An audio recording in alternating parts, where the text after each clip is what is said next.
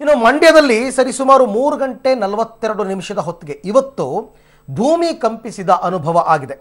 ಶಬ್ದವನ್ನು ಕೇಳಿ ಜನರು ಮನೆಯಿಂದ ಹೊರಗಡೆ ಓಡಿ ಬಂದಿದ್ದಾರೆ. ಏನಾಯಿತು ಅಂತ ಅಕ್ಕಪಕ್ಕದ ಮನೆಯವರ ಬಳಿ ಆತಂಕದಿಂದ ಪ್ರಶ್ನೆ ಮಾಡಿದ್ದಾರೆ.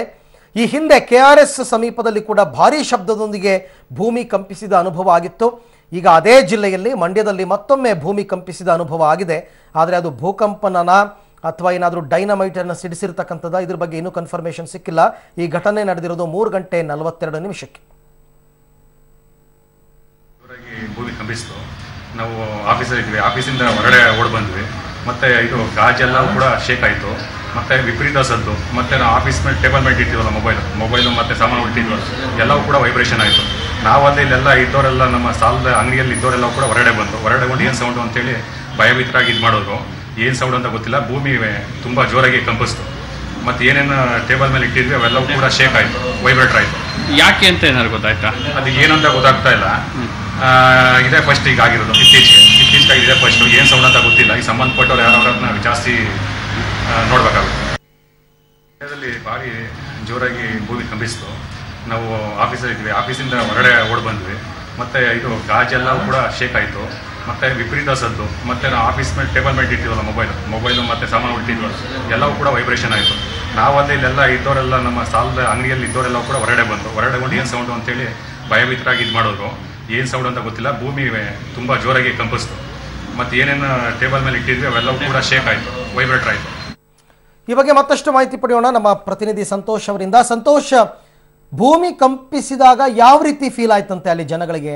ನೀವು ಮಂಡ್ಯದಲ್ಲೇ ಇದ್ದೀರಾ, ನಿಮಗೂ ಕೂಡ ಆ ಥರ ಅನುಭವಕ್ಕೆ ಬಂತಾ ಏನಾದರೂ? ನಾವು ಕೂಡ ಮಂಡ್ಯ ನಗರದಲ್ಲೇ ಇದ್ದು 3:42ರ ಸುಮಾರಿಗೆ ಈ ಒಂದು ಜೋರಾದ ಶಬ್ದ ಕೇಳುತ್ತೆ. ಒಂದು 5 ಸೆಕೆಂಡ್ನಷ್ಟು ಭೂಮಿ ಕಂಪಿಸಿದ ಅನುಭವ ಆಗುತ್ತೆ. ಆದ್ರೆ ಈ ತರ ಯಾಕಾಯ್ತು ಅಂತ ಗೊತ್ತಿಲ್ಲ. ನಿಜವಾಗ್ಲೂ ಅದು ಭೂಕಂಪನನ ಅಥವಾ ಬೇರೆ ಕಾರಣಕ್ಕೆ ಈ ಒಂದು ಶಬ್ದ ಬಂದಿದ್ಯಾ ಗೊತ್ತಿಲ್ಲ. ಆದ್ರೆ ಈ ಶಬ್ದ ಕೇಳ್ತಿದ್ದ ಹಾಗೆ ಮನೆಯೊಳಗಿದ್ದಂತವರೆಲ್ಲ ಈಚೆ ಬರ್ತಾರೆ. ಆಫೀಸ್ ನಲ್ಲಿ ಇದ್ದವರು ಒಂದು ಕ್ಷಣ ಈಚೆಗೆ ಬರ್ತಾರೆ. ಏನಾಯ್ತು ಅಂತ ಯಾರಿಗೂ ಗೊತ್ತಾಗಲ್ಲ. ಎಲ್ರಲ್ಲೂ ಕೂಡ ಒಂದು ಭಯ ಇರುತ್ತೆ. ಅಕ್ಕಪಕ್ಕದವ್ರನ್ನೆಲ್ಲ ಕೇಳ್ತಾ ಇರ್ತಾರೆ, ಏನಾಯ್ತು ಏನ್ ಶಬ್ದ ಇದು ಅಂತೇಳಿ. ಆದ್ರೆ ಪರ್ಟಿಕ್ಯುಲರ್ ಆಗಿ ಇಲ್ಲಿ ಏನಾಗಿದೆ ಅಂತೇಳಿ ಯಾರಿಗೂ ಗೊತ್ತಿಲ್ಲ. ಆ ಶಬ್ದದ ಮೂಲ ಕೂಡ ಗೊತ್ತಿಲ್ಲ.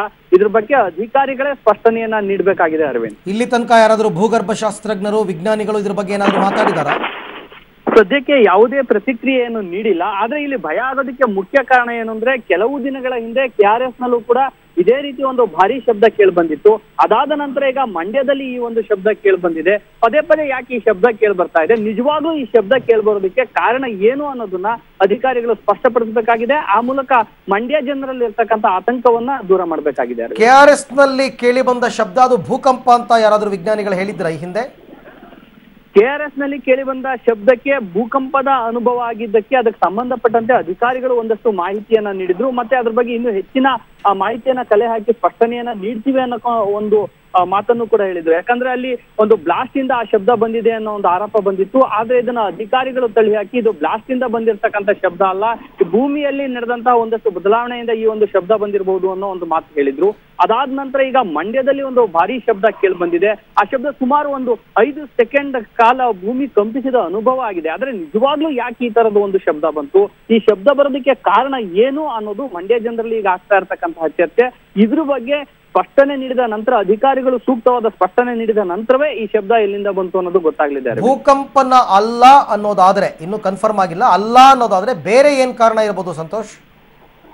ಮಂಡ್ಯ ಜಿಲ್ಲೆಯಲ್ಲಿ ಈಗಾಗಲೇ ಜಿಲ್ಲಾಧಿಕಾರಿಗಳು ಗಣಿಗಾರಿಕೆಯನ್ನ ನಿಷೇಧಿಸಿ ಒಂದು ಆದೇಶವನ್ನ ಹೊರಡಿಸಿದ್ದಾರೆ. ಯಾಕಂದ್ರೆ ಈ ಹಿಂದೆ ಪ್ರತಿ ಶಬ್ದ ಬಂದಾಗ್ಲೂ ಕೂಡ ಅಲ್ಲಿ ಒಂದು ಮಾತು ಬರ್ತಿತ್ತು, ಏನು ಅಂದ್ರೆ ಇದು ಏನು ಅಕ್ರಮ ಗಣಿಗಾರಿಕೆಯ ಸ್ಫೋಟ ಇರಬಹುದು ಅಂತೇಳಿ. ಈಗ ಅಕ್ರಮ ಗಣಿಗಾರಿಕೆಯನ್ನ ನಿಲ್ಸಿದ್ದಾರೆ. ಅದ್ರಲ್ಲೇನಾದ್ರೂ ಒಂದ್ ವೇಳೆ ಕದ್ದು ಮುಚ್ಚಿ ಏನಾದ್ರೂ ಅಕ್ರಮ ಗಣಿಗಾರಿಕೆಯನ್ನ ಸ್ಫೋಟಗೊಳಿಸಿದ್ದೆ ಆದಲ್ಲಿ ಈ ಒಂದು ಶಬ್ದ ಬಂದಿರಬಹುದು ಅಂತಕ್ಕಂತಹ ಒಂದು ಊಹಾಪೋಹ ಇದೆ. ಒಂದ್ ವೇಳೆ ಭೂಕಂಪ ಆಗದೇ ಇದ್ರೆ ಇದು ಅಕ್ರಮ ಗಣಿಗಾರಿಕೆಯ ಸ್ಫೋಟ ಇರಬಹುದು ಅಂತಕ್ಕಂತಹ ಒಂದು ಚರ್ಚೆ ಕೂಡ ನಡೀತಾ ಇದೆ. ಓಕೆ ಸಂತೋಷ್, ಥ್ಯಾಂಕ್ ಯು ತಮ್ಮೆಲ್ಲ ಮಾಹಿತಿಗಾಗಿ.